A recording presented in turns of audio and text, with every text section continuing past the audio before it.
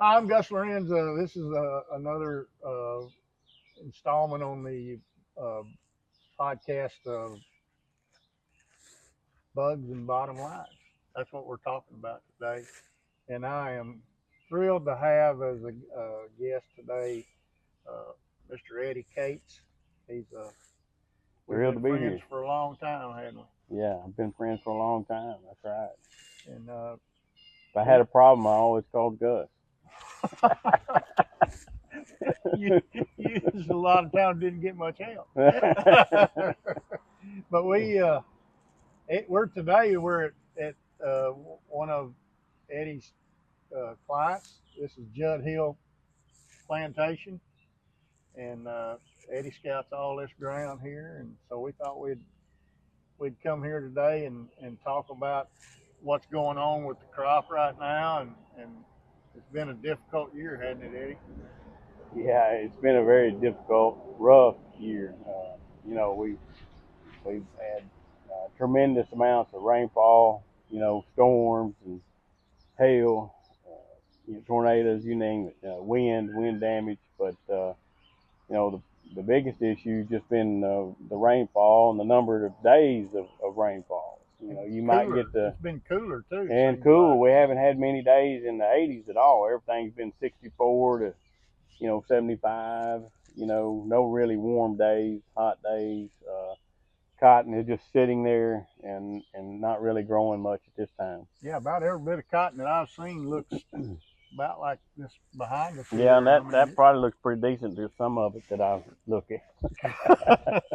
it's been a tough year all the way around. It's been tough. I mean, like we get one day, maybe 2 days of planting, and then you get rain, and then you might get an inch, or you might get 4 or 5 inches. You know, Yep. and so So how are you growers holding up with this all situation? the growers are, as you could expect. It's tough. It's tough on them. They don't know how the crop's going to turn out, and they're really worried, really concerned that yields are already possibly going to be less than satisfactory. But as well as I do, if we get some heat and some sunshine, this thing can turn around and we can do well if we can just get you know back in the field and get some of this stuff cleaned up. Yeah, we just need good growing conditions.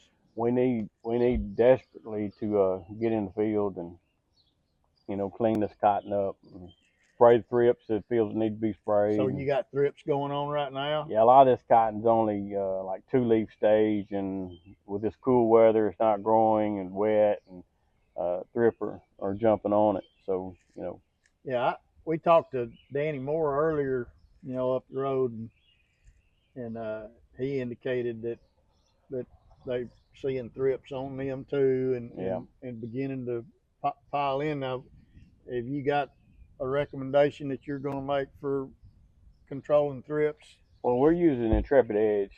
Yeah. 3 ounces of Intrepid Edge and adding surfactant with that, and it's doing a really good job for us to clean them off the plant.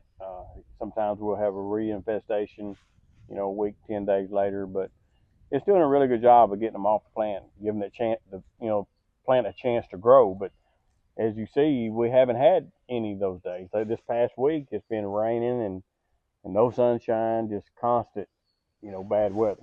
And they're calling for rain this evening, right? Yeah, I think they're calling for rain around 4 or 5 o'clock this afternoon. And then supposedly after this, we're having a decent forecast. But if so, that'll be the first decent forecast in over 2 months. Yeah.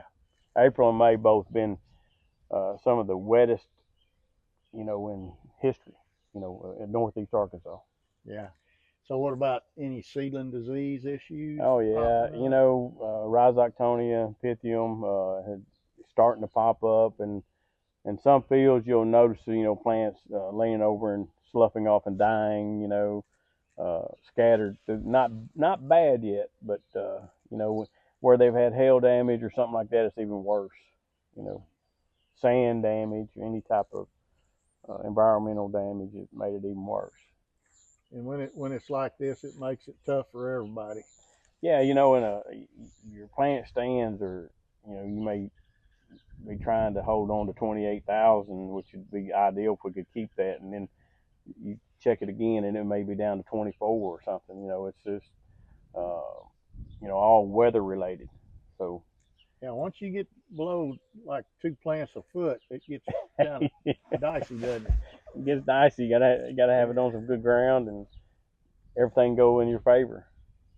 So what is there anything like Danny was talking about earlier? He indicated that the Intrepid Edge is the product of choice for them too up there, and that everything is driven about the spider mite situation. That you have to always keep spider mites in the back of your mind. It's funny you ask about spider mites, but with all the bad weather and the rainfall and everything, you would think that you wouldn't even see a mite right now. And over the last 3 days, I've written on field border edges, mites, light mites, and that's hard to believe. That's incredible. That's hard to believe with the amount of rainfall that we've had. And I'm talking about you would even see a plant that's already defoliated itself. There's only 2-leaf stage cotton, and the mites are already on. And right now they're just on that border or edge. And I hate to even tell the farmer, hey, we need to spray that border. I think I'm going to wait and give it some time, let this weather get out of here, and we may treat some borders already for mites. But what we don't want to do is use, other products that are going to flare the mites. We already know we got them on some of these borders, and it's hard to believe that, we're seeing mites in northeast Arkansas. That's really incredible. I mean, really, with the rain that we've had and the conditions, this is not mite weather. No.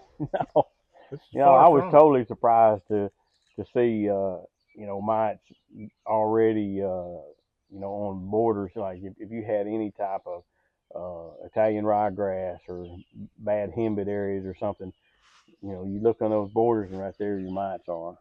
Crazy. Yeah, that's tough, man.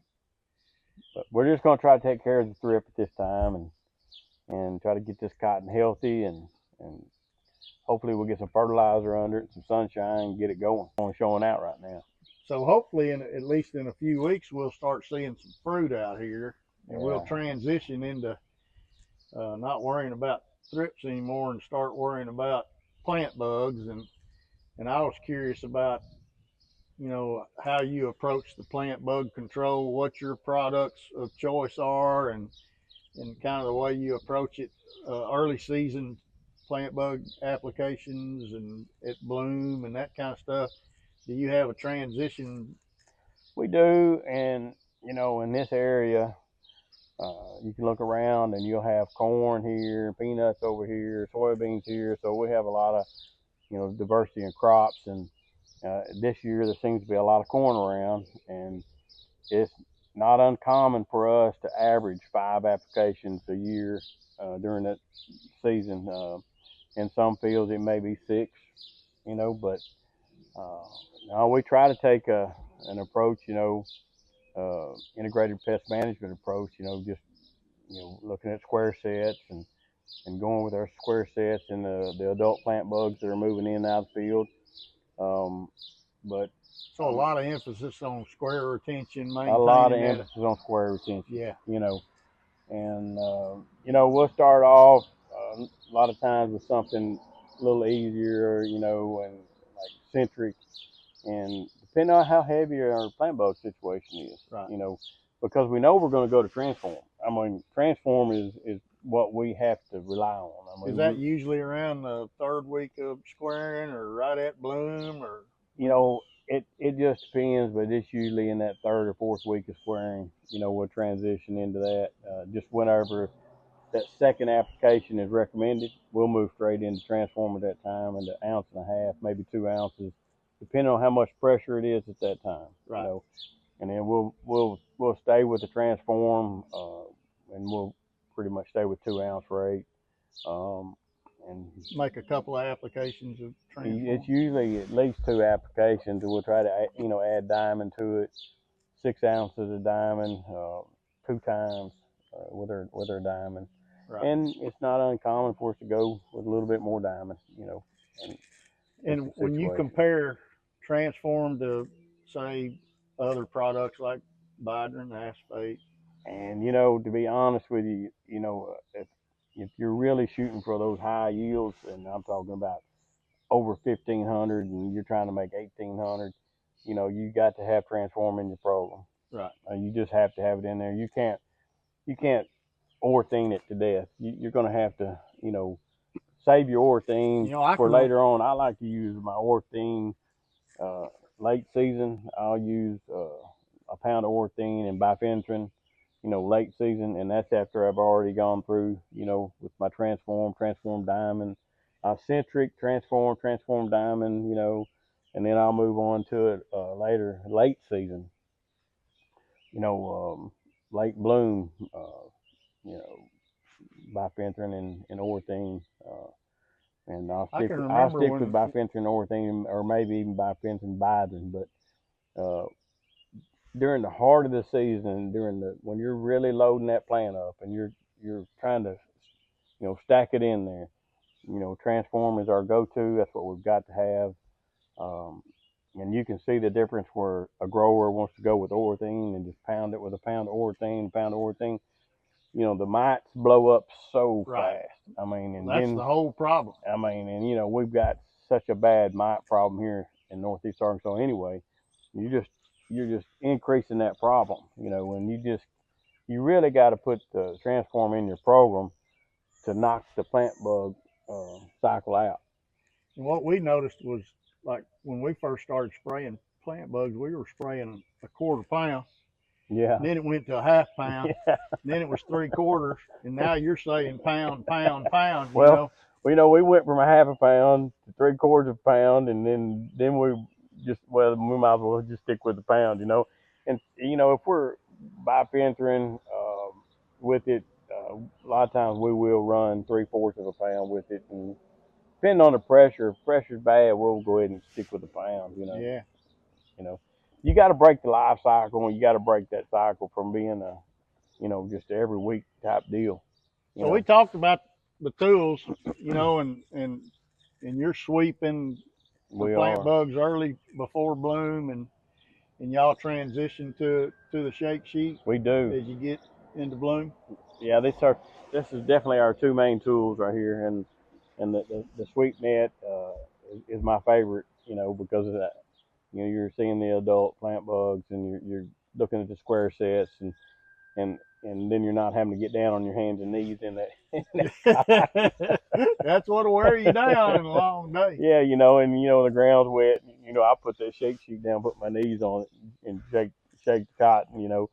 But yeah, you've got to use both of those tools, and to find the nymphs later on. We'll use this. But we start picking up very many nymphs, we'll switch over during bloom and start using the shake sheet. Right. Yeah. Right.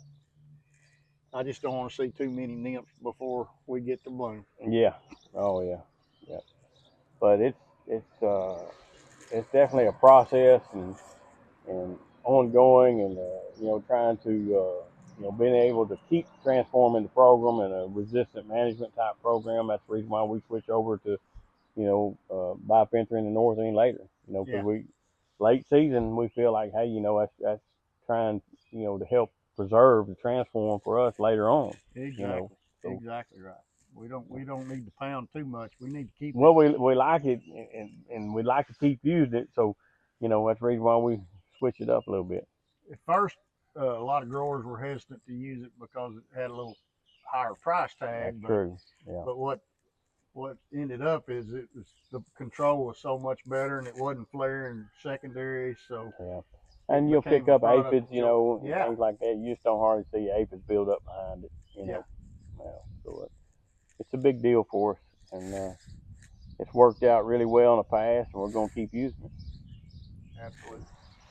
So Eddy, how long have you been consulting now? Well, let's see.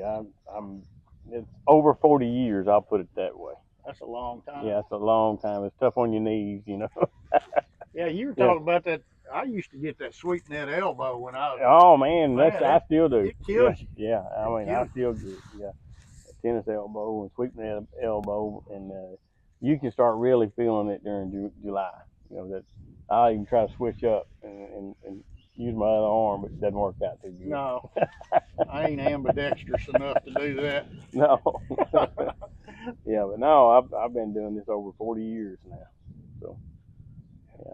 Been a long Started time. off in March tree and scouting for some local growers and on a dirt bike, leaving the house and going on a dirt bike and checking for a few growers in the local area, and just kind of wanted to continue on from there into college. And you know, I tell people I wanted to be a consultant, and they just, oh, you know. Yeah, yeah. And you know, here I am today. You know, I'm still doing it, so it's worked out pretty good. You still liking it? I still love it. Still love it. Years like this year make you kind of like, man, I wish we could just. You know, retirement's calling me. I just wish we could see some dry ground. You know what I mean? I'd like to be able to walk on some dry ground for a while. And you got a son now that's following in your I footsteps? do. I've got a son who graduated from University of Arkansas, and he got his master's degree, and he works with us as part of my business, and he's going to continue on whenever I retire. But he said, "Daddy, you're never going to retire." And I said, "Well, I'm going to be right here with you." You know what I mean? So, you know, at some point in time, I'll be glad to kind of hand the reins over to him. But I probably would like to be able to come in about 8 o'clock and then maybe go home around 4:30 or 5. Won't that be nice? There ain't many of them days nowadays. No, you know, but no, Austin, he's going to do really well, you know, behind me and with me, because he's been right there since he's been 15 or 16 years old too. Yep. Right in the field. Yep. And we look at, you know, all the crops, not just cotton. So he's got the experience. I don't know how long we've known each other. I can't even. It's been a Grower, long time. grower meetings, you know, from the very beginning, you know, with Jim Kimbrough. Yeah. Dr. Jim Kimbrough. Yep. And then was introduced with you. Yep. So it's been a long time. Yeah, we've been friends a long time. Been Yep. good. Been good. It has been good for both of us. Yeah. We thank you and the Judd Hill folks for letting us be here, and really appreciate you and all you do for the growers of Arkansas, and keep plugging. Well, we're proud to be here and proud to be with you. I love your hat, man. You bet. You bet.